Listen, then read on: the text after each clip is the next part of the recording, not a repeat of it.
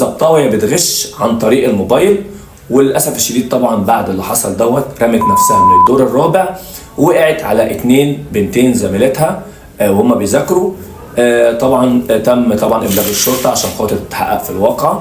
وفي نفس الوقت برضو طلع الموضوع ما فيهوش شبهه جنائيه خالص زي ما الناس بتقول، وطبعا بيتلقوا العلاج حاليا في المستشفى، او يعني الله اعلم واعلم في حد توفى ولا لا.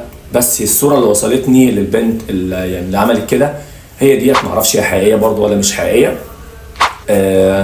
فطبعا ربنا يشفيهم ويقومهم بالسلامه لو هم طبعا يعني في حاجه، لو واحده فيهم اتوفت ولا حاجه فربنا يرحمها ويصبر اهلها على فراقها.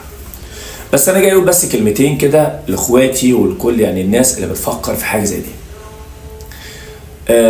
لو وصلت بيك الدنيا او الامور ان انت مش قادر تعيش، مش عارف تتاقلم، مش عارف، حياتك خلاص بقت صعبه ويأست من كل حاجه،